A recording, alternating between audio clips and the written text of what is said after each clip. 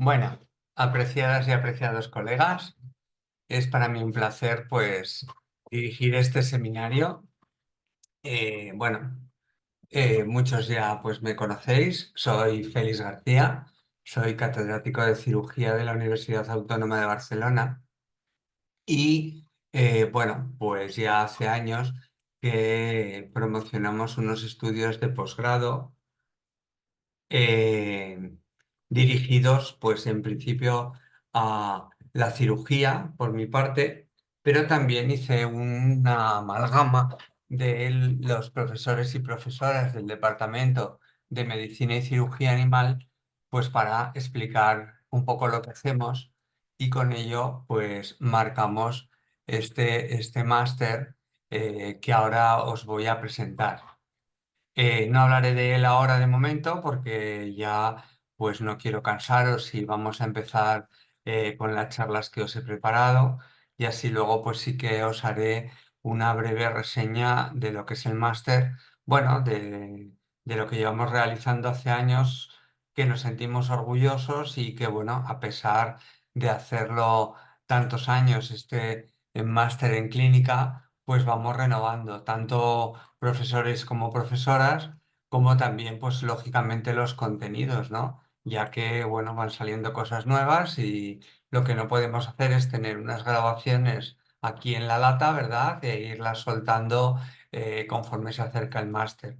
Lo bueno de nuestro máster es de interés a las personas que se matriculan es que se graban cada año y que sobre todo pues tenéis contacto con los profesores y las profesoras, que no es una cosa que se emite y si te he visto no me acuerdo, ¿no? Pues una de mis labores muy importantes cada día es la de contestar, en mi caso, pues problemas de cirugía que soléis preguntar y que yo encantado pues os transmito lo que yo pienso y esta misma filosofía es la que intento que mis profesores también hagan. Bueno, ya digo, no voy a cansaros mucho y deciros que una vez que hayamos terminado la sesión, pues la pondré en YouTube y os lo comunicaré. Para eso me habéis dejado el correo electrónico para que también, pues si estáis en la clínica, que llego, que no llego, pues lo podéis ver más tranquilamente. Y dicho esto, pues ya voy a presentar, vamos a hacer 3 charlas durante esta tarde, esta noche, dos de medicina interna, una de diagnóstico por la imagen. Y bueno, vamos a empezar en medicina interna con Marta Planellas. Marta Planellas es profesora asociada de nuestro departamento ya desde hace tiempo. Y bueno, me encanta pues por la sencillez con la que explica todo y que bueno, lo hace siempre pues muy atractivo, ¿no? Lógicamente ellas ahora no las tengo aquí, sino que les he pedido que graben las charlas, pues ya para tener yo un poquito más de libertad, pero que penséis que si tenéis cualquier duda me podéis escribir. He abierto el chat para que cualquier idea que queráis transmitirme me lo digáis y cualquier duda pues yo se la transmitiré a ellas y sin ningún problema os escribiré. Dicho esto, ya vamos con la charla de Marta Planellas.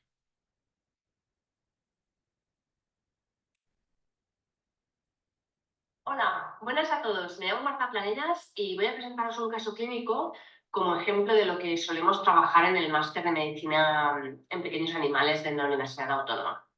Os quiero presentar este caso, es un caso urinario. Se trata de un perro que se llamaba Gordo.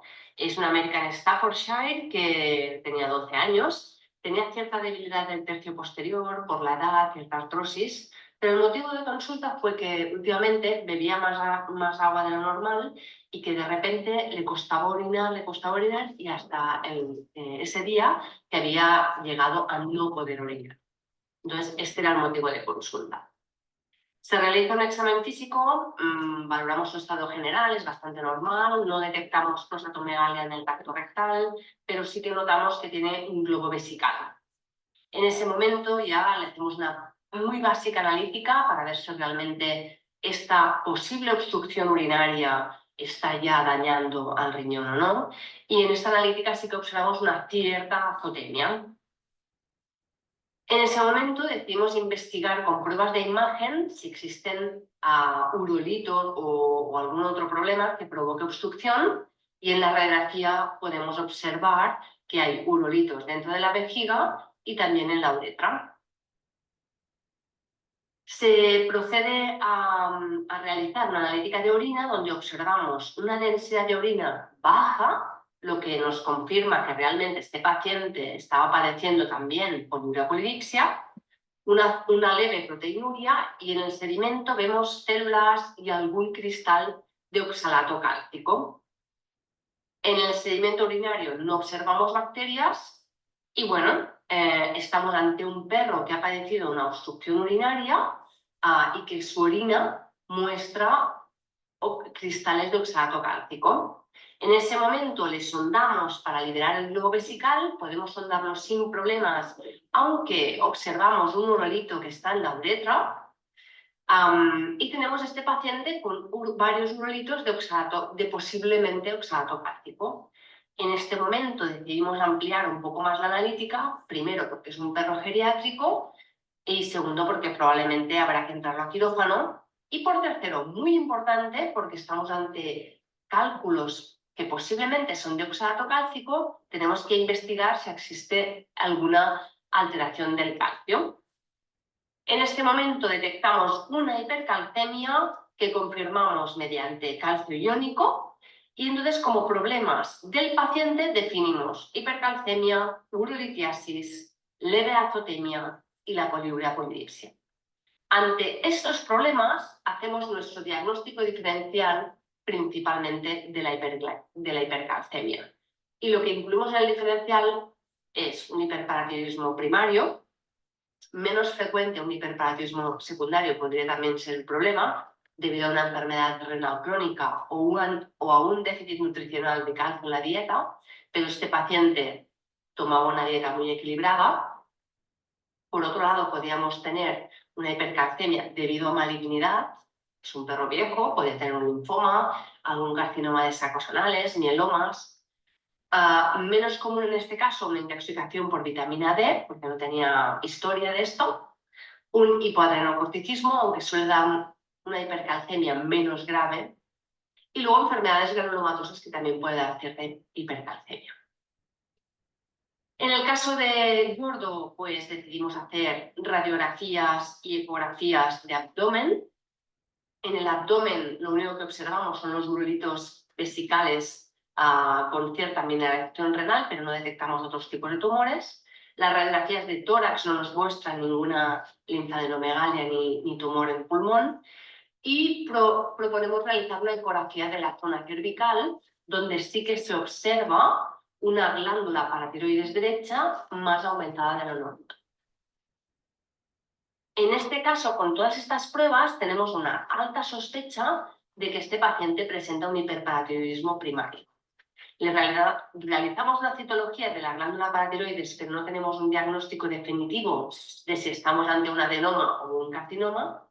Y el cultivo de orina, debido a que tenemos alteraciones del flujo urinario, densidad de orina baja, es un animal viejo, es necesario valorar si hay una infección de orina, que no lo vimos en el sedimento, pero realizamos un cultivo y es un cultivo negativo.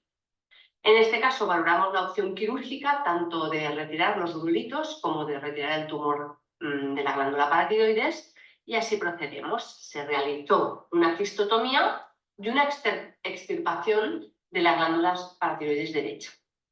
La biopsia resultó ser un adenoma paratiroideo, por suerte. Pues además, el cálculo que le sacamos de la vejiga y de la uretra también resultó confirmar que su principal componente es el calcio, como sospechábamos. Así pues, estamos ante un hiperparatiroidismo primario. Los perros y los gatos tienen 4 glándulas paratiroides, 2 externas y 2 internas, y la verdad es que esta enfermedad, aunque en gatos también la podemos encontrar, la vemos típicamente en perros viejos. ¿Qué pasa? Que esta glándula anormal por un tumor benigno, maligno o por una hiperplasia secreta de forma autónoma esta hormona paratormona. Por tanto, no existe el feedback negativo cuando el calcio está muy elevado y la paratormona se sigue excretando. Esto promueve un desajuste de los niveles del calcio, ¿no? Claro, la paratormona es la hormona encargada de regular principalmente el calcio y a su vez el fósforo, junto con la vitamina D y la calcitonina. Pero si tenemos una secreción autónoma de paratormona, al final hay una demanda de reabsorción de calcio de los huesos, de absorción de calcio del intestino y de intentar no perderla por el riñón excesiva, lo que acaba traduciéndose en una hipercalcemia. No hay este control de feedback negativo, ¿de acuerdo? Por eso muchos pacientes con hiperparatiroidismo primario acaban teniendo hipercalcemia, hipofosfatemia y azotemia. Entre otros problemas, porque también pueden tener huesos frágiles o alteraciones tipo contracciones musculares. Así lo que comentábamos, ¿no? Los pacientes que pueden tener hiperparatiroidismo primario, que suelen padecer poliuria polidipsia. ¿Por qué? Porque una hipercalcemia desregula la acción de la hormona antidiurética en sus receptores y por tanto estos perros beben y orinan mucho. Por eso encontramos una densidad de orina baja. Además, esta pérdida, este calcio excesivo puede promover que hayan cálculos y a su vez puede promover que haya infecciones de orina. Una hipercalcemia muy marcada puede dar anorexia, puede dar debilidad muscular, puede dar contracciones musculares, incluso lesiones óseas que provoquen fragilidad. Y por otro lado, pues puede tener este aumento del tamaño de la glándula parático. ¿Cómo lo diagnosticamos? Obviamente nos tenemos que basar en los signos clínicos, pero sobre todo una analítica, ¿no? Una hipercalcemia nos puede sugerir esta enfermedad, aunque también puede estar asociada a otros problemas, ya lo hemos visto. El fósforo suele estar bajo. Podemos tener la creatinina elevada, que esto nos puede confundir de si hay una enfermedad renal o no. Por eso nos tenemos que basar también en otras pruebas como la ecografía, la presión arterial, etc. Y también tendremos una densidad de orina baja. En la ecografía, ¿qué podemos obtener como información? Pues observar la presencia de eurolitos, tener una glándula paratiroide más grande de lo normal. Pero si no nos queda claro porque la ecografía no nos muestra una glándula anormal, si seguimos teniendo la sospecha que existe un hiperparatiroidismo, podemos realizar un TAC. También es muy útil evaluar los niveles de paratormona, que suelen estar normales o elevados, y la paratormona related protein para descartar que no haya una malignidad, algún tumor que genere este tipo de hormona, muy parecida a la paratormona. Y por último, pues obviamente el estudio histopatológico de las glándulas nos confirma la enfermedad. Entonces, tenemos que ver estos pacientes que encontraremos signos clínicos asociados a la hipercalcemia cuando tenemos pacientes con hiperparatiroidismo, y lo bueno es que si diagnosticamos esta enfermedad antes de que exista una enfermedad renal, porque una hipercalcemia mantenida acabará provocando una lesión renal, el pronóstico es mucho mejor. Es cierto que después de la cirugía existe el riesgo de crear una hipocalcemia porque las otras glándulas no están todavía activas a volver a controlar y secretar la paratormona. Por tanto, hay que hacer controles una monitorización de estos pacientes postquirúrgicos para valorar cómo tiene el calcio. Además, si el calcio inicial es muy alto, más de 14, el riesgo de hipocalcemia postquirúrgica aún es más elevado. Por tanto, muchas veces en estos perros a nivel postquirúrgico administramos vitamina D y calcio oral. De hecho, así lo hicimos con nuestro caso. La cirugía fue bien, no tuvimos incidencias, pero sí que inicialmente este paciente padeció hipocalcemia y empezamos a tratarlo con vitamina D y calcio. Quedamos con los propietarios pues, para revisar a este paciente cada semana más o menos para controlar la azotemia, el calcio iónico y los signos clínicos. Progresivamente pudimos ir reduciendo las dosis de vitamina D y calcio, hasta que finalmente pues, el calcio se mantuvo estable y lo pudimos parar. Es verdad que este perrito quedó con una cierta azotemia, pues por una enfermedad crónica quizá también promovida por esta hipercalcemia, por la enfermedad que tuvo, pero pudimos parar todo el tratamiento. Entonces, como conclusiones, ante un perro con urolitiasis, sobre todo si vemos que pueden ser de oxalato cálcico, hay que evaluar los niveles de calcio. Si no, nos quedaríamos en que este perro tiene urolitiasis, lo operamos, pero volvería a recidivar, porque si la hipercalcemia se mantiene, recidivará. Por tanto, para ofrecer un buen servicio a nuestros clientes y nuestros pacientes, si tenemos un paciente así, no está de más siempre mirar los niveles de calcio. Tenemos que considerar el hiperparatiroidismo primario ante el diferencial de hipercalcemia y comentar con los veterinarios que la cirugía puede ser curativa. Es verdad que estamos ante perros viejos y entonces cuesta aconsejar la cirugía porque suelen ser pacientes ya muy mayores, pero puede ser curativa y vale la pena. Ojo, porque pueden padecer hipocalcemia postquirúrgica, simplemente hay que regular estos niveles de calcio con vitamina D y calcio, y ante un adenoma sobre todo, pues el pronóstico mejor. ¿De acuerdo? Pues muchas gracias por escucharme y os espero en el máster de este año. Muchas gracias.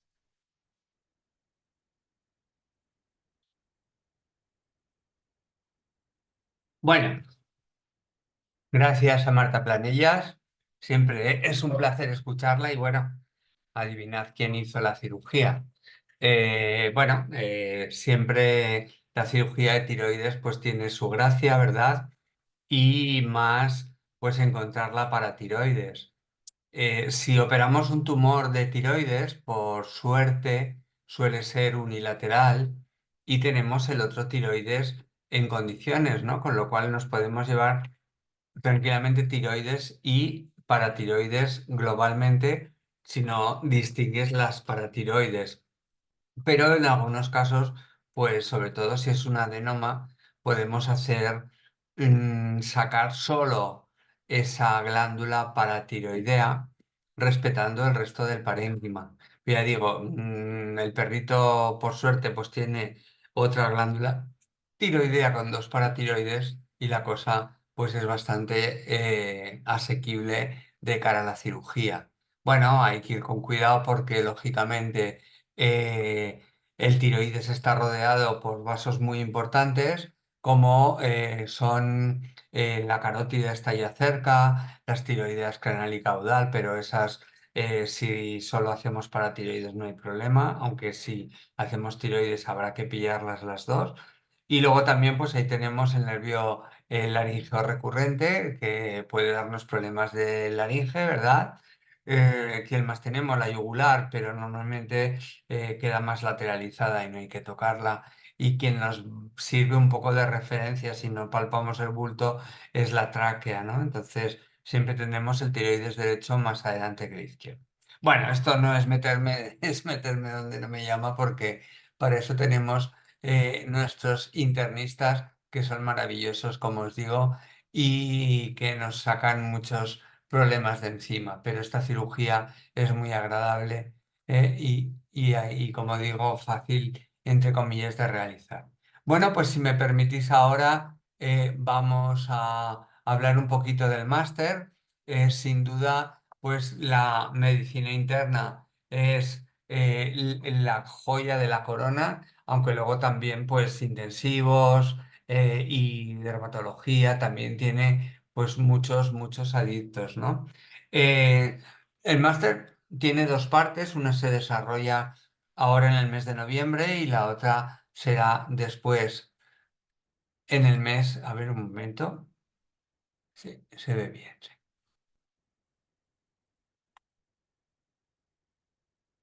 Una en el mes de noviembre y otra en el mes de marzo, y en esta del mes de noviembre hacemos las partes de medicina interna, exóticos y diagnóstico por la imagen. El máster se puede cursar en un año o también en dos, si pues por problemas de trabajo es demasiado intenso, ya os aseguro yo que os voy a hacer estudiar. Y también, pues claro, económicamente también sale más llevadero si lo pagamos en 2 años que si lo pagamos en uno, ¿no? Porque se puede ir pagando conforme vas matriculándote de las diferentes asignaturas. Como os decía, el más potente ahora pues es la medicina interna. Ya habéis oído a Marta Planellas. Ella explica de manera sencilla. Ella pues está todos los días en el hospital. Por suerte ahora está haciendo unas vacaciones, ¿verdad? Pero siempre me la encuentro cuando yo allí voy porque, bueno, es una parte importante de la medicina interna del hospital. Y esto que os he explicado de una manera tan sencillita, pues es lo que hacemos todos los días. Y luego, pues, intentamos que no haya pruebas carísimas, que no haya pruebas que tardan días en hacerse, sino poder hacer pues con el material que tenemos en nuestros laboratorios, ¿no? Esta, como digo, es medicina interna, después tenemos imagen, que por suerte en nuestro hospital pues tenemos lo más avanzado, tenemos TAC, tenemos resonancia, ecógrafos por doquier, y todo esto pues lo llevan las profesoras de imagen, ¿no? Voy a pasar una diapositiva. Entonces, como os decía, el máster tiene todas estas partes. Medicina interna, que es la joya de la corona. Aquí podéis acceder a la página si con vuestro móvil queréis leer el código QR. Imagen exóticos. Y en la segunda parte, ahora no hablaré de ella para no cansaros, quien quiera mucho interés, pues puede ir directamente a la página o puede ir aquí al código QR. En la segunda parte, pues cuidados intensivos, dermato, oftalmo, neuro y reproducción. Vamos, que no se queda nadie del hospital que trabaje en la clínica a diario fuera de este máster, ¿eh? Porque es lo que os van a explicar, lo que hacemos cada día nosotros en nuestro trabajo. Es una información reglada. Tened en cuenta que somos una universidad pública, no somos una empresa con afán de lucro, sino simplemente lo que nos gusta es la docencia, y hacer posgrados. Bueno, ahora estamos empezando el curso, no os niego pues la ilusión que nos hace estar con los alumnos, pero sin duda pues los veterinarios y las veterinarias que saben lo que necesitan cada día, pues son nuestros mejores clientes, ¿no? Aquí tenemos dos tipos. Tenemos las típicas personas que acaban de terminar y quieren abundar en sus conocimientos antes de empezar a trabajar, pero también tenemos veterinarios y veterinarias ya con años de experiencia que se quieren reciclar y que es ideal para ellos. Recibimos muy buenas críticas tanto de unos como de otros, de los que les hemos abierto los ojos, como de los veterinarios que llevan años trabajando, pues porque se ponen al día. Les encanta y el sistema sobre todo pues les es bastante apasionante. Como ya os decía antes, nuestras clases son grabadas todos los años, se graban en alta calidad. Hay algún profe que está por ahí, pues por las antípodas, ¿verdad? Por Australia, en medicina interna, que no le voy a hacer venir porque va a tardar más en venir que en darnos las clases, y este sí que lo hará en streaming, pero todos los demás grabamos con alta calidad en las aulas de la Universidad Autónoma de Barcelona. Y se puede seguir el máster o bien en directo viniendo o asistiendo a las clases aquí en la Autónoma, pero sobre todo está diseñado para que desde vuestra casa, tranquilamente, en vuestro tiempo que podáis disponer de él, podáis seguir el máster. Aunque las clases se emiten en directo, si por problemas de horarios, problemas de trabajo, no podéis verlas en directo, no hay problema. Cuando se han terminado, se graban y ya las podéis seguir. Las dejamos un mes para que las podáis ver tantas veces como queráis. ¿Y por qué solo un mes? Porque luego hay que empezar a trabajar los casos clínicos.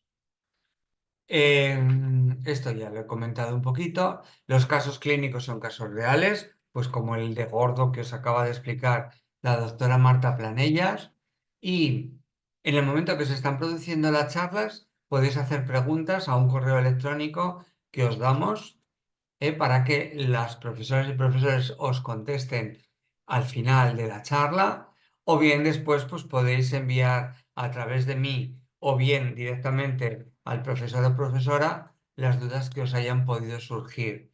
De todas maneras, como sé que sois un poco vergonzosas y vergonzosos, siempre antes de las pruebas de evaluación hacemos una sesión de dudas con las dudas que me habéis planteado todos y todas, para que así haya pues un material en común que os es de gran actualidad.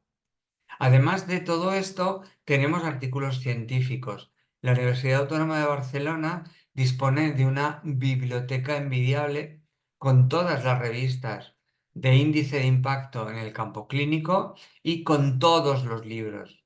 De manera que cuando sale una nueva edición, por ejemplo, del Feldman de endocrino, automáticamente la adquirimos y nuestros alumnos, a través de un enlace y su palabra clave tienen acceso a estos contenidos.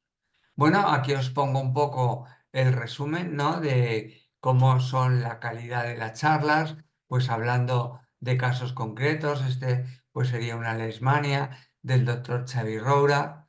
Aquí pues solucionando dudas que planteáis los matriculados y bueno, un poco el resumen, los casos clínicos, la sesión de dudas, el Journal Club, siempre en contacto con los profesores y yo siempre controlándoos que hagáis el trabajo, que hagáis los casos clínicos y todo lo demás. Bueno, aquí otro caso en este caso aquí de neurología. Estas son todas las revistas a las que tenéis acceso, vamos, todas las interesantes y tenéis acceso durante todo el tiempo que dura el máster, durante todo el tiempo que estéis matriculados. Como veis, la medicina interna cojo bastante material, incluso como no llegamos con 6 días intensos de clases magistrales, hay un día adicional grabado que es, como digo, los temas de ahí, ¿cuáles son?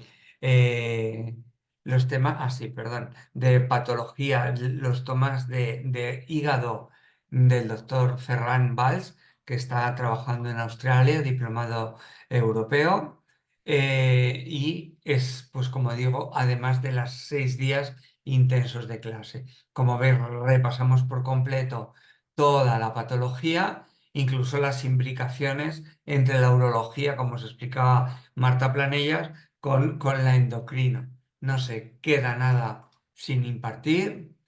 Después en imagen, pues también tenemos dos profesionales muy buenas, la doctora Ivonne Espada y la doctora Rosa Novellas, la primera catedrática de Medicina y Cirugía, la segunda diplomada europea en imagen, yo creo que fue la primera diplomada europea en imagen que trabajaba aquí en España, en nuestro país, y bueno, trabajan a diario y para mí pues es imprescindible irlas a visitar antes de bajar al quirófano para que me expliquen los resultados del TAC que han hecho al animal que voy a intervenir. Se hace también una revisión entera. No perdemos mucho tiempo en el TAC, perdemos más tiempo en la ecografía, más tiempo en la radiología, porque entendemos que no está a mano de todas las personas pues poder hacer este tipo de técnicas. De todas maneras, por suerte, cada vez pues disponemos de más TACs, tanto aquí como en Portugal, como en los países de Sudamérica, que nos ayudan mucho en el diagnóstico. Bueno, parece que los exóticos no tengan cabida en este máster. Pues sí, de la mano del doctor Jaume Miquel Martudel y de Adrián Melero, los dos diplomados, cada uno en su especialidad de animales exóticos, pues hacemos un repaso de todas las partes más importantes que luego os van a ser útiles en la clínica. Sí, podéis derivar los problemas, pero creo que unos conocimientos básicos, unos consejos que podéis dar a los propietarios de las mascotas van bien en los exóticos. Bueno, empezamos ahora ya el 11 de noviembre. Pues como veis hay un calendario de las clases magistrales y después de las clases magistrales hay que hacer los casos clínicos y después también resolver los artículos científicos y como veis todo está pautado para hacer una evaluación de conocimientos a final de febrero y ya empezar la segunda parte el marzo. Aquí veis, de esto no hablaré ahora porque está muy lejano. Quien esté interesado puede ir a la página web y ver los programas de cada una de las asignaturas especialidades. Bueno, es para mí un orgullo también deciros que el máster se culmina con un trabajo fin de máster donde hemos recibido trabajos de gran calidad y pueden ser o bien una revisión bibliográfica de un tema candente o bien también podéis hacer una recopilación de casos de interés que os puedan ayudar en vuestro trabajo clínico diario. Bueno, Como os decía, podéis elegir o bien todo el máster completo, incluido el TFM, su precio son 5.700 euros, pero también podéis coger y ahora, por ejemplo, matricularos de medicina interna, en marzo matricularos de cuidados intensivos con dermato, por ejemplo, al año que viene, en octubre, de exóticos con diagnóstico por la imagen y en marzo del 26 la parte que os queda. Esto siempre a vuestro gusto y aquí os pongo la dirección para conseguir el catálogo y no os preocupéis que luego a continuación, como os digo, os mandaré el link donde guardo todo esto para que lo podáis seguir. Yo creo que ya no me dejo nada más. Muy bien. Y vamos a seguir la charla con el apunte de nuestra compañera Ivonne Espada. Vamos a hacerlo grande.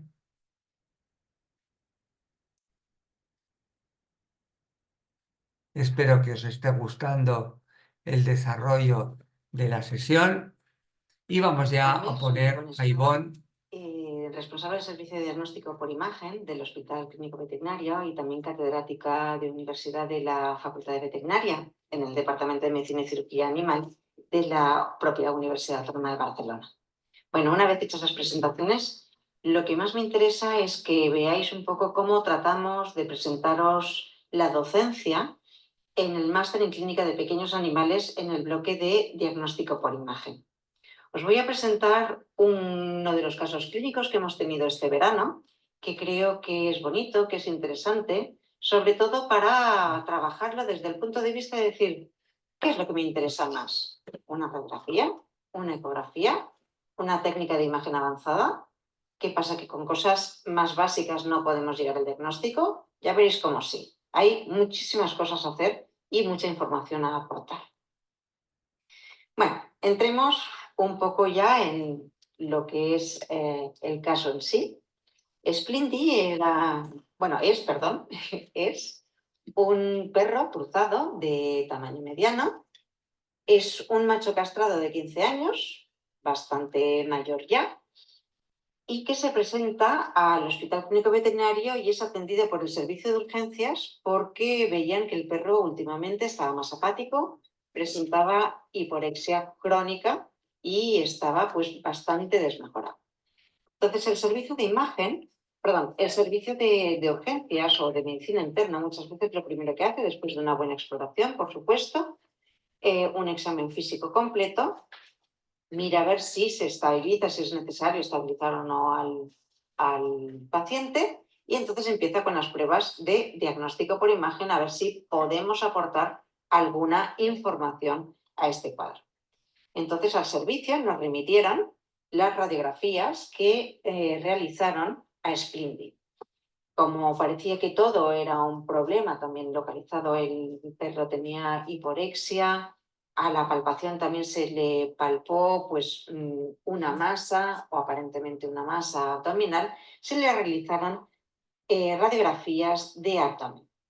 Las radiografías de abdomen, en principio, siempre solemos utilizar proyecciones ortogonales. Eso nos oiréis comentarlo continuamente. Para poder llegar a un diagnóstico tenemos que trabajar con varios planos, ¿no?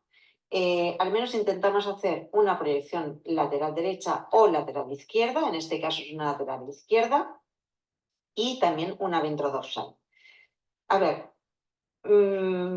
muchas veces cuando lo que sospechamos es un cuerpo extraño, que haya podido ingerir un cuerpo extraño, pues intentamos hacer en primer lugar casi una lateral izquierda porque de esa forma vemos con más facilidad el píloro y el contenido que tiene el píloro. Porque si lo tenemos en un decúbito lateral derecho, lo que se nos acumula en el píloro, que es la parte dependiente, es sobre todo líquido. Entonces, es más fácil poner en decúbito lateral izquierdo y que se llene de aire y que si hay algo en ese píloro, como un cuerpo extraño o alguna masa, quede delineada por el aire que se presente en el píloro.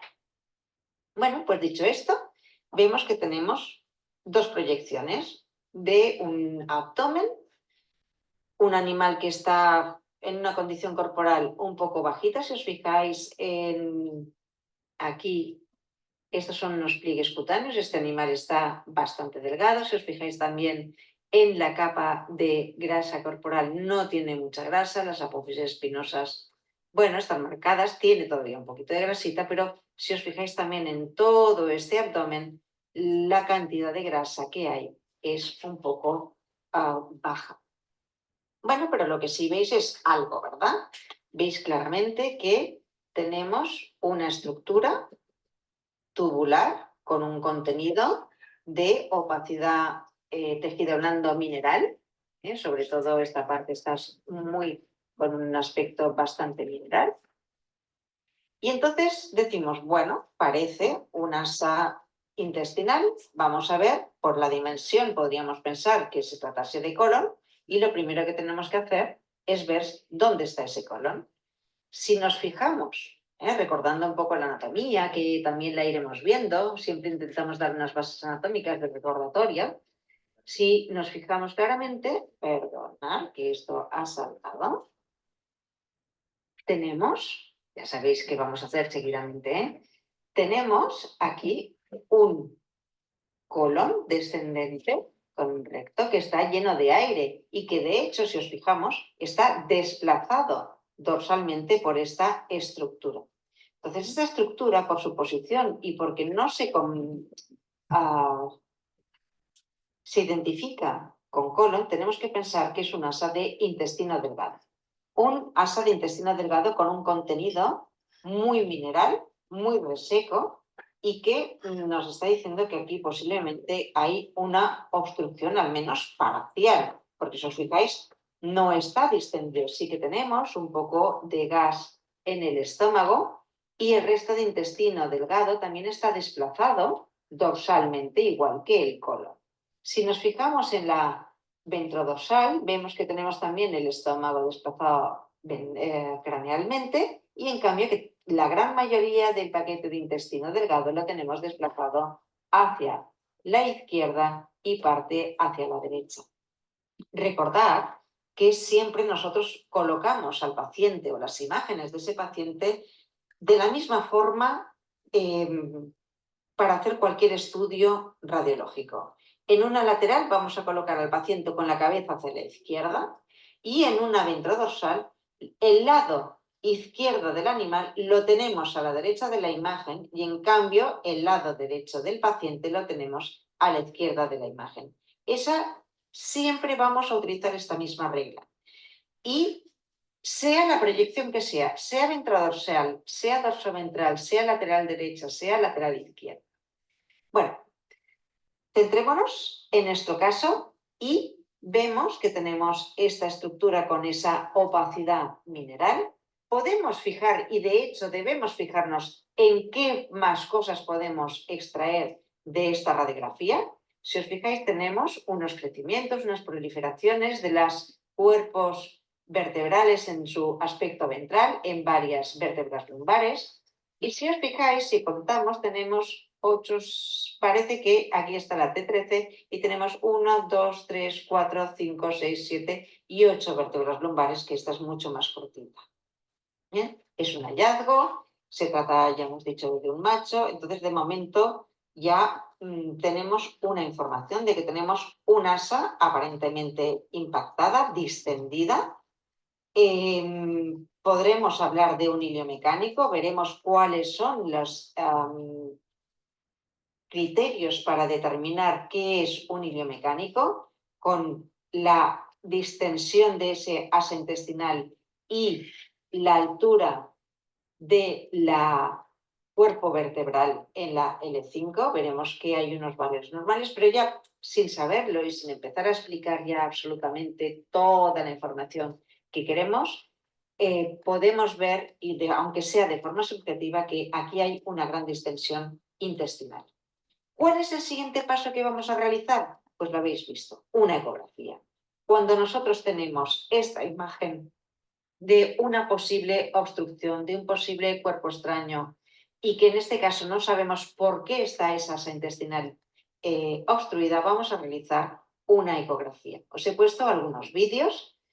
En este caso, ¿qué estamos viendo? Estamos viendo esa misma asa que está con una pared un poco engrosada y con todo ese material que hemos visto en la radiografía con opacidad mineral, ahora lo vamos a ver de forma hiperecoica con una gran sombra acústica, porque se trata de contenido mineral. Bueno, muy bien, de momento tenemos la misma información que nos ha aportado la radiografía, pero tenemos que insistir más. Si os habéis fijado, ocupa una gran parte del abdomen de este paciente, pero tenemos que seguir y ver dónde se encuentra el problema en este animal.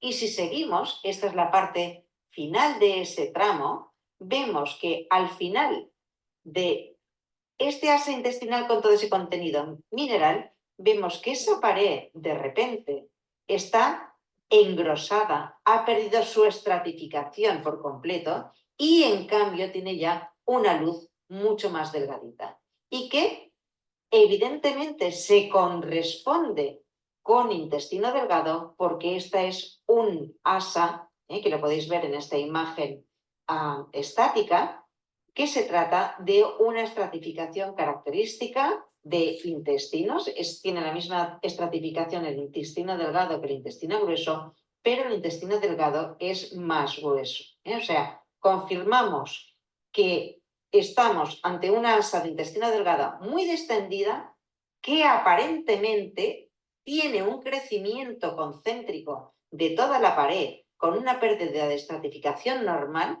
que es la causante de esta obstrucción. ¿Qué ocurre? Parte del contenido, si os fijáis, sí que pasa, pero no progresa fácilmente. Y todo ese contenido se ha impactado de tal forma que no puede deshacerse como para progresar en sentido caudal. Cuando estamos haciendo una ecografía y sobre todo vemos una masa, tenemos que utilizar tanto una imagen o un corte longitudinal, que es lo que estábamos viendo antes, como ahora un corte transversal. En este caso vemos un corte transversal del segmento que está completamente engrosado. Fijaros que tengo la luz en el centro de esa asa intestinal y toda la pared engrosada sin estratificación. ¿Qué tenemos entonces ahora? Tenemos varias cosas. Podemos corroborar directamente que tenemos una obstrucción, una masa que nos está produciendo esa obstrucción y que queremos ver ahora qué es lo que vamos a hacer. Si nosotros con toda esta información, nuestro primer diagnóstico diferencial es la presencia de una posible neoplasia intestinal, en intestino delgado y aparentemente en qué tramo, en yeyuno. Y ahora tenemos que plantear al propietario del paciente varios temas. ¿Qué hacemos? ¿Seguimos adelante? ¿Realizamos una punción y aspiración con aguja fina? Intentamos directamente, vemos claramente que esta es una obstrucción bastante importante y que va a ser necesario, a pesar de que esto a lo mejor sea una neoplasia, va a ser necesario realizar una cirugía, pero vamos a ver qué otros temas, qué otros hallazgos podemos encontrar también en esta ecografía del paciente.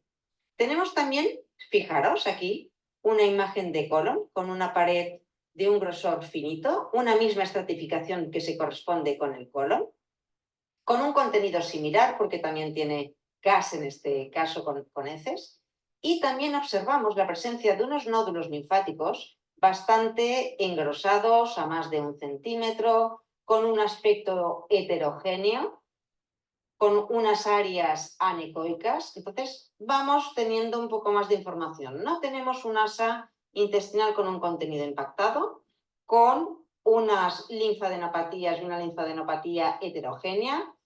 Tenemos una neoplasia, posiblemente una metástasis, pero también puede ser una linfadenopatía o una linfadenomegalia reactiva. Eso es en principio un poco el resumen de lo que hemos visto con estas pruebas de imagen básicas, como son la radiografía, en la que hemos visto esa asa de intestino delgado, las espondilosis, 8 vértebras lumbares, y en la ecografía hemos confirmado la imagen radiológica de que es el intestino delgado el que está distendido. Podemos apuntar más que se trate de yeyuno. En la descripción definiremos como un tramo de pared engrosada con un engrosamiento concéntrico y pérdida de estratificación. Y además vemos una transición después de esa masa neoplásica, una transición a un intestino delgado normal con una estratificación normal. El colon es normal y se observan también nódulos linfáticos heterogéneos. Como os he comentado, ¿qué hacemos? Neoplasia intestinal, tenemos una linfadenomegalia. Ahora sí que depende de la decisión de los propietarios si quieren técnicas de imagen avanzada o alguna prueba diagnóstica previa. Podemos realizar o plantearles una punción con aspiración con aguja fina o bien plantearles una cirugía.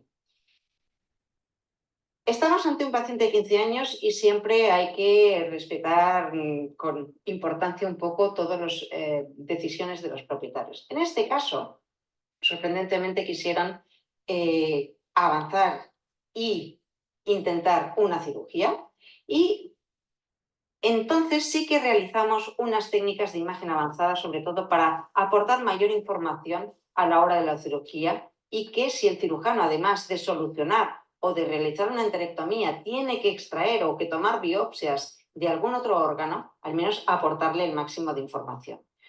No os voy a describir ni a introducir muchas explicaciones de la tomografía. Eso ya lo veremos y además quizás está siempre menos disponible en muchos de los centros. Solo pequeñas connotaciones, ¿no? Estos son cortes transversales del abdomen en diferentes niveles. Y fijaros, esta es una serie sin contraste y esta serie con contraste. Veis que hay contraste en los vasos. Pero esta lesión, este contenido, tiene tanta atenuación que casi no necesitamos de contraste para ver la masa o para ver la alteración o el contenido que tiene ese intestino. Si nos fijamos en la posición más caudal, esta es una parte, la zona donde se produce ese estrechamiento, ese engrosamiento que hemos visto con la ecografía, que hemos visto tan claro, y con el contraste. Esta también es una serie sin contraste y esta con contraste, vemos claramente que se delinea lo que es la luz y realza levemente esa pared intestinal neoplásica. ¿Para qué os estoy enseñando esto? Para deciros, oh, mira qué bonitos son. No, muchas veces lo que utilizamos, y yo creo que a la hora de aprender y conocer y entender mejor las cosas, a mí me gusta correccionarlas, ¿no? Os he cambiado y os he modificado las posiciones del animal y de la ecografía que os estaba enseñando, pero para que veáis un poco la correlación que hay entre varias técnicas y se entienden las imágenes. Fijaros, esta es la imagen ecográfica que hemos visto del engrosamiento por ecografía y fijaros, en la tomografía se corresponde a este engrosamiento circunferencial de este yeyuno y ahí esa transición que habíamos hecho a intestino que habíamos visto a intestino normal. Lo mismo también en este plano sagital, este es un plano dorsal, en este caso en el plano sagital, lo mismo, ese es el punto ya de transición donde está la masa y la obstrucción, y aquí tenemos también toda esa masa y cómo pasa a esa asa de intestino normal. Quizás más que ayudaros os confunde, pero es lo que me gusta de intentar correlacionar unas imágenes y otras porque así se entienden mejor. Entonces, este animal va a cirugía y nuestros cirujanos nos evidencian lo que ya hemos visto con esas técnicas radiológicas y ecográficas, ¿no? Y de tomografía, esa asa de intestino delgado completamente distendida, con un contenido que es fecaloide, que es un contenido que está impactado, y justo esta es la zona en la que nosotros hemos visto ese engrosamiento de la pared intestinal. Bueno, pues se le realizó, como veis claramente, una enterectomía, se llevó a analizar y el diagnóstico histopatológico que nos llegó fue de un adenocarcinoma mucoso transmural y también se extrajeron, como habíamos visto tanto en ecografía como habíamos confirmado en la tomografía, que las únicas alteraciones que encontrábamos eran también en los linfonodos yeyunales. También se tomaron muestras, se biopsiaron y el resultado también histopatológico fue que se confirmó que ese linfonodo presentaba micrometástasis de adenocarcinoma mucoso. Bueno, pues este es un caso que hemos tenido pues hace, creo que era a principios de agosto, y como veis intentamos sacarle el máximo de información a las técnicas básicas, que son las con las que siempre vamos a estar trabajando en primer lugar, y luego, bueno, pues qué puntualizaciones nos puede dar alguna técnica de diagnóstico por imagen avanzada.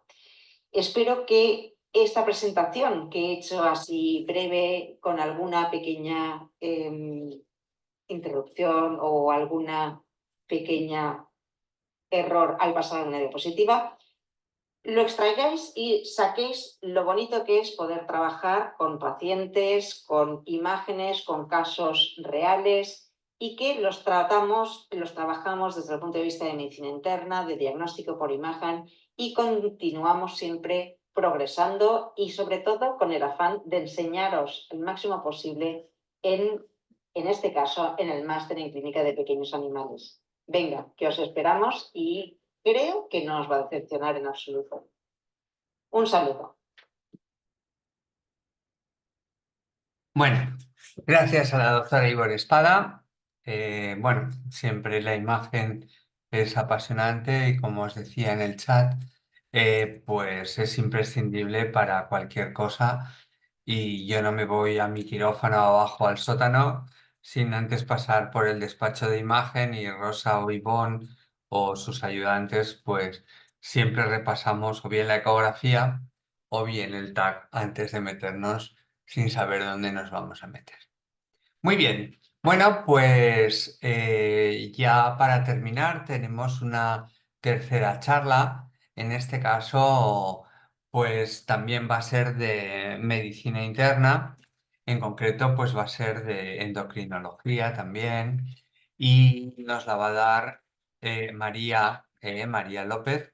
Ella es diplomada en medicina interna, se formó con nosotros en el Hospital Clínico Veterinario, consiguió la diplomatura, pues gracias a el apoyo del doctor Xavier Roura, y actualmente pues está trabajando con mucho éxito en Inglaterra y bueno, me encanta traerla también porque explica muy bien, muy claro, y algo como la endocrino que a veces se atasca un poquito, pues con ello lo entendéis bastante bien.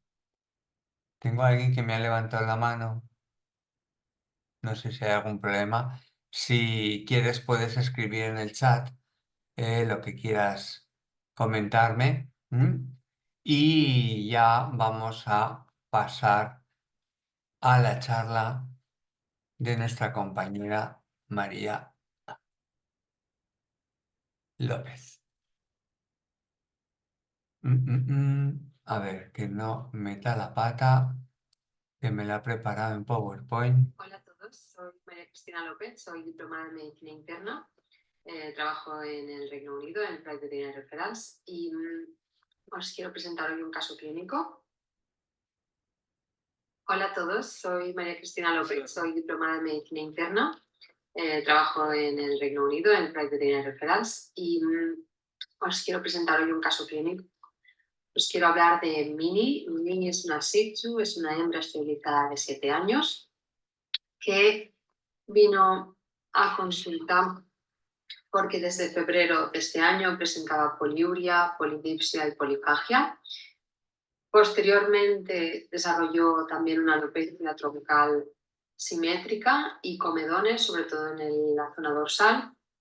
Y en agosto de este año, además, los dueños describen que presenta distensión abdominal. Esta perrita estaba al día en cuanto a vacunación y desparasitación. Y ¿qué preguntas creéis que puedan ser relevantes ahora de cara al caso?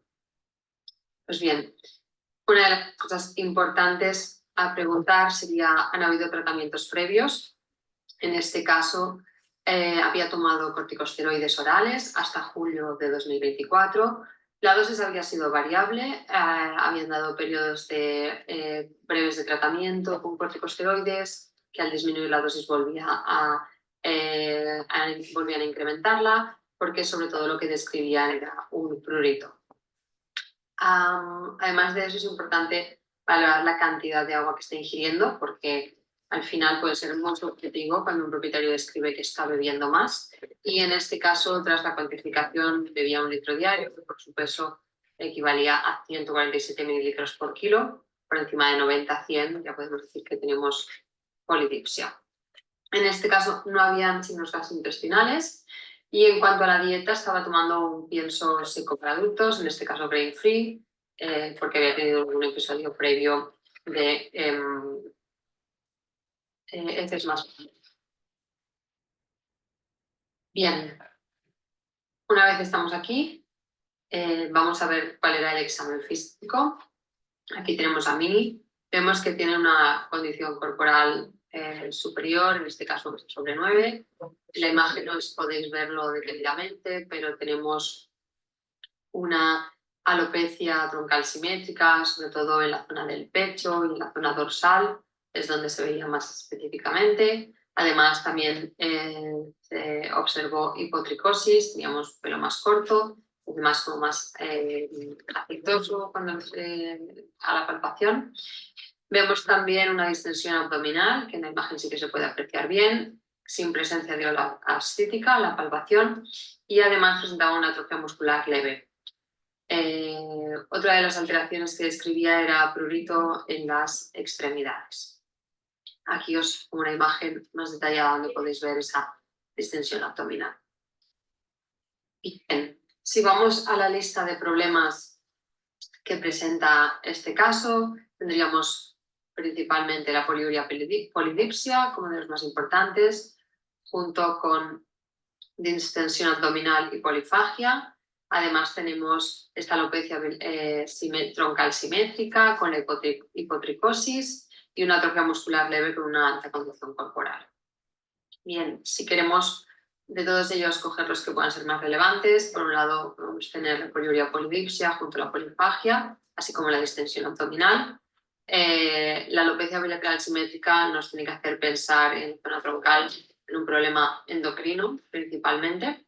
Y si nos focalizamos en la poliuria polidipsia, como diagnósticos diferenciales, esta idea de Lettinger, básicamente podemos tener una diabetes insípida, ya sea central o nefrogénica. En este caso es un animal muy mayor, a no ser que fuera una nefrogénica secundaria, y aquí es donde entran muchas de las enfermedades endocrinas, como el hiperadrenocorticismo o tener una hipercalcemia o hipodrenocorticismo, u otras alteraciones como enfermedad hepática.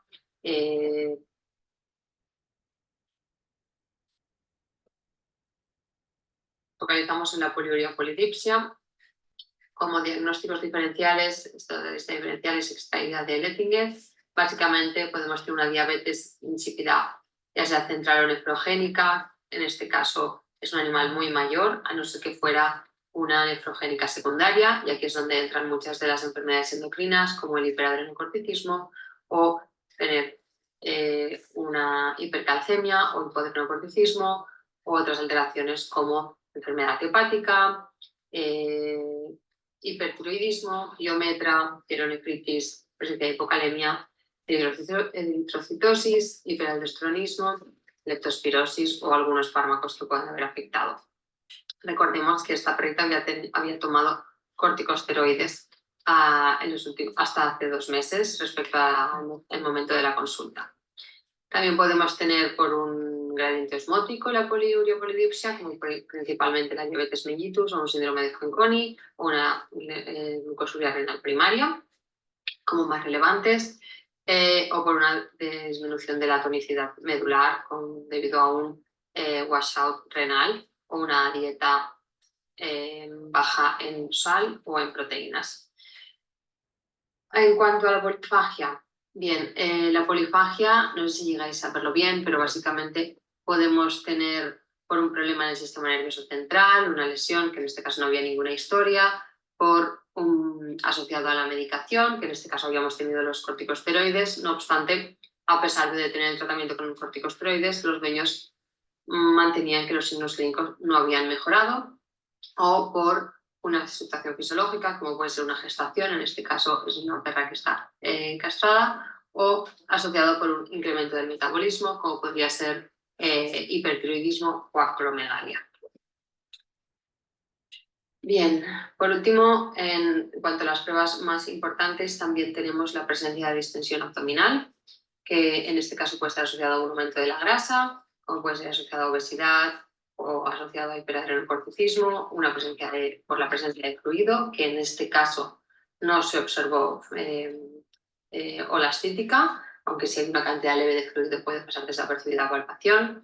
Puede ser también debido a la presencia de, si vemos que es firme la palpación, que haya organomegalia o que tengamos una neoplasia o un granuloma.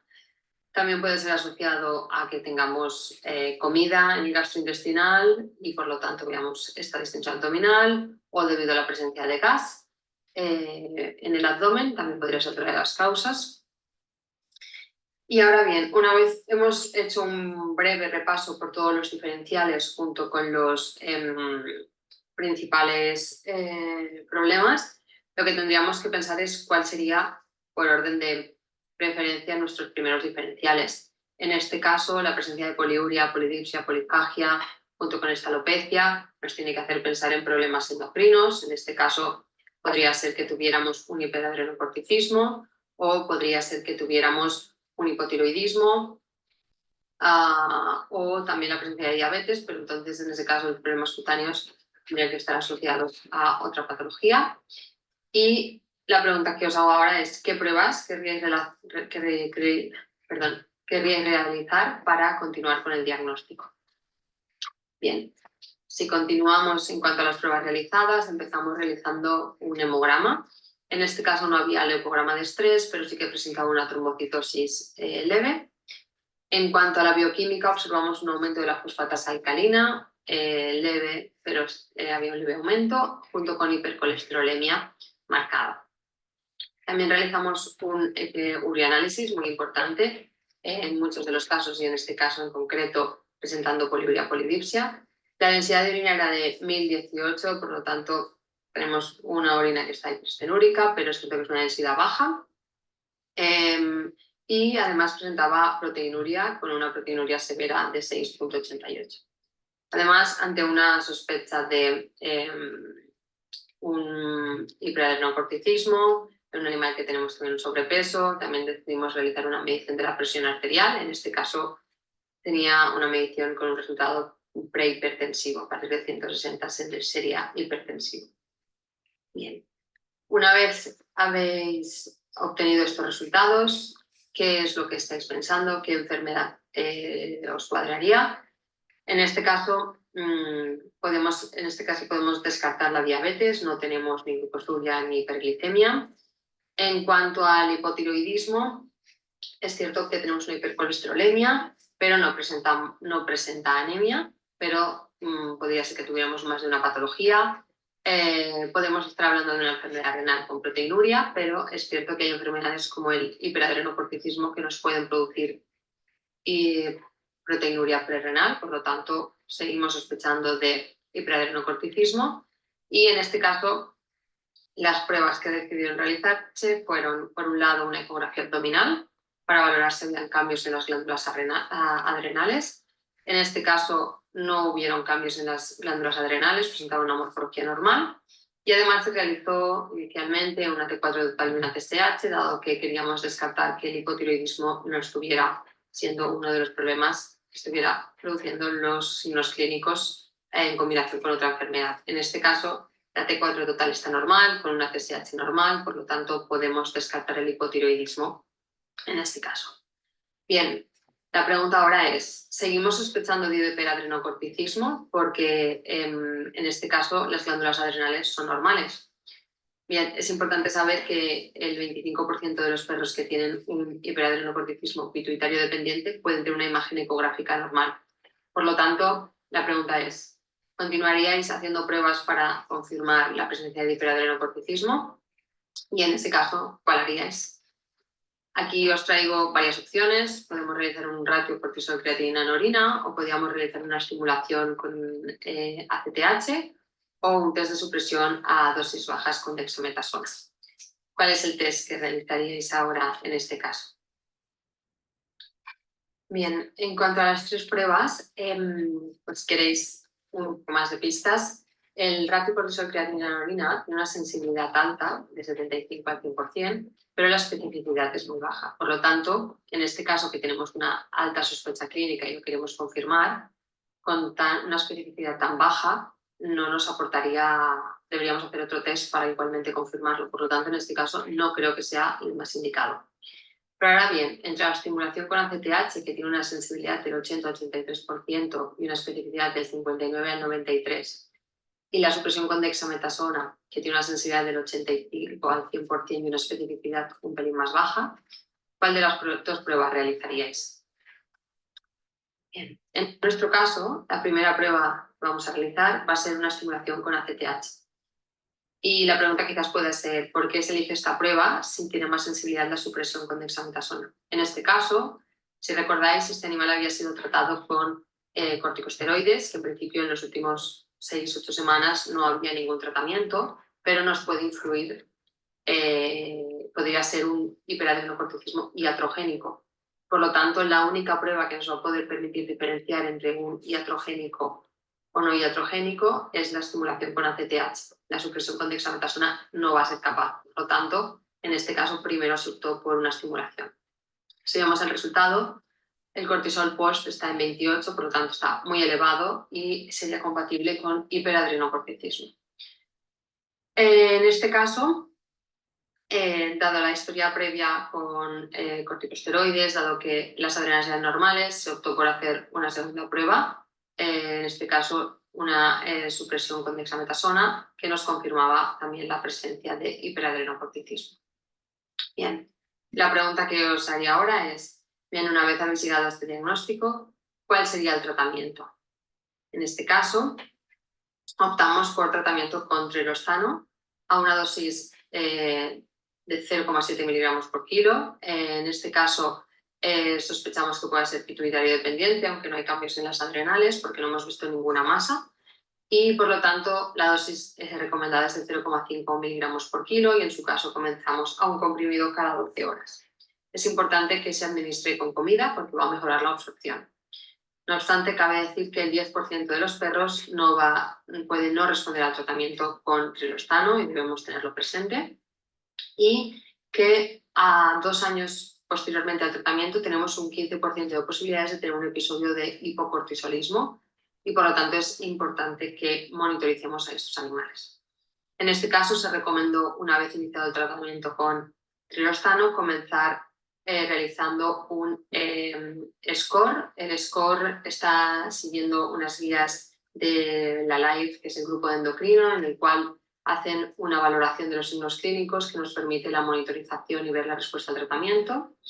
En este caso, además, se decidió realizar pruebas endocrinas a los 15 días, dado que las adrenales estaban en un tamaño normal, para descartar la presencia de hipoadrenocorticismo.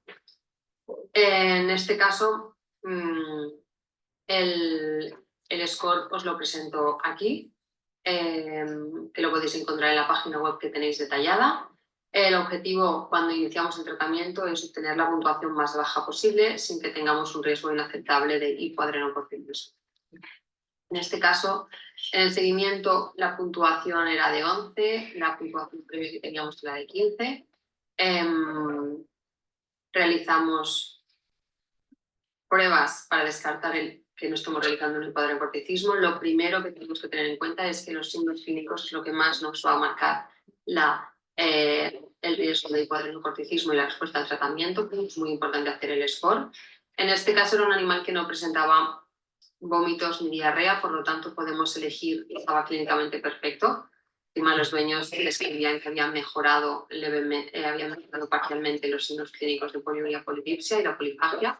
Por lo tanto, podemos monitorizar o bien realizando una estimulación con ACTH para sobre todo descartar la presencia de hipoadrenocorticismo, que es para la que nos va a servir, y lo debemos utilizar de 2 a 4 horas después de la administración con Betoril.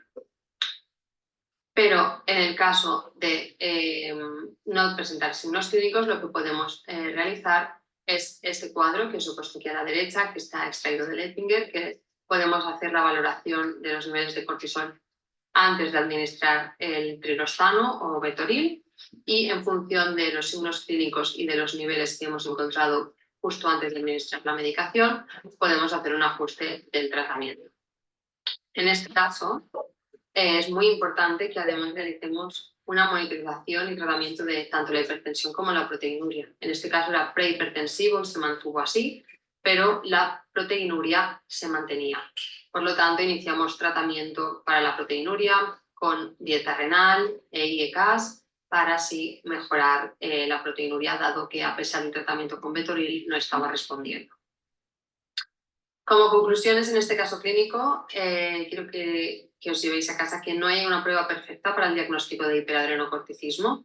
Por lo tanto, es muy importante que valoréis cada caso individualmente y valoréis bien cuál es la prueba que más información os puede aportar para ese caso que estéis viendo.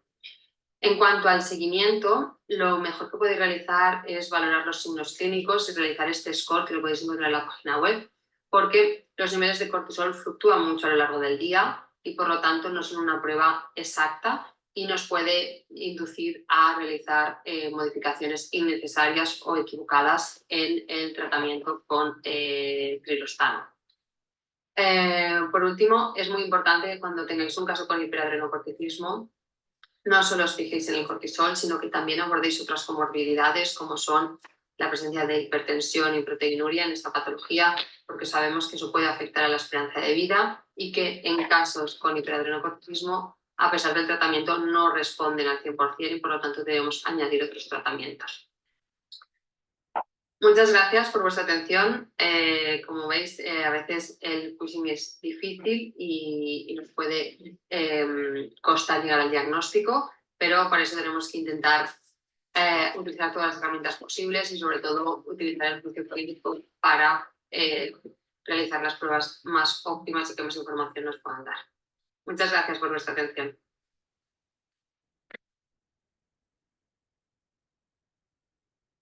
Bueno, gracias a María.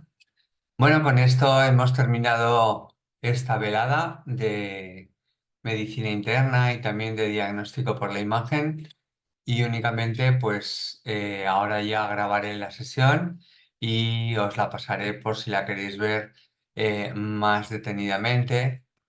Y por último, pues nada, si estáis interesados en el máster, ahora es el momento de la matrícula. Pensad que la matrícula en la universidad pues es lenta, al fin y al cabo pues estáis igual que si estuvieseis haciendo un curso normal de vuestra carrera y eso lleva una serie de trámites. Hay que conseguir un número de identificación universitaria, también una contraseña y bueno, esto lleva tiempo y me gusta pues pasaros antes de comenzar el máster la bibliografía para que la vayáis estudiando y la vayáis preparando. Sin nada más, pues gracias por vuestra atención y espero veros pronto. A ver que alguien pregunta algo. Muy bien, pues ya está. Buenas noches y saludos a los conocidos y también pues a los que se han incorporado ahora nuevos. Muy bien, buenas noches.